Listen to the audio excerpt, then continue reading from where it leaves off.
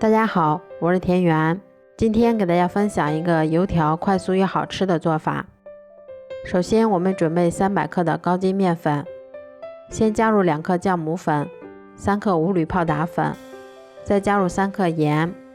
然后用筷子先把它们充分搅拌均匀。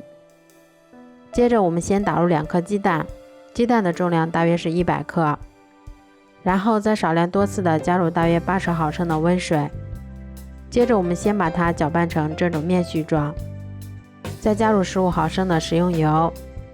然后再下手把它们揉成一个像这样偏软一些光滑的面团。接着我们在表面给它刷上一层食用油，然后盖上盖子，让它先醒发20分钟。像这样面团的体积稍微变大，我们的面团就已经醒发好啦。面团醒好后不要揉，直接给它移到面板上拉伸按扁，再把它擀成一张厚度约5毫米的长方形饼皮，然后再用刀把它切成宽度约2厘米左右的长条。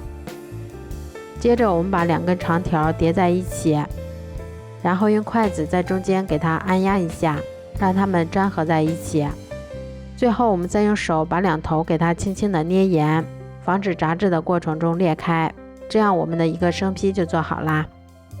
都做好后，让它们2次醒发5分钟左右。油温烧至4成热的时候，依次下入我们做好的生坯，全程用中火慢炸，中间给它们勤翻动一下，确保受热均匀。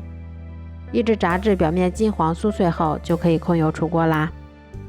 这样做出的油条外皮金黄酥脆，里面蓬松暄软，而且做法非常的简单快速，味道比外面买的还要好。如果喜欢的话就试试吧，喜欢我的视频就关注我吧，谢谢您的支持。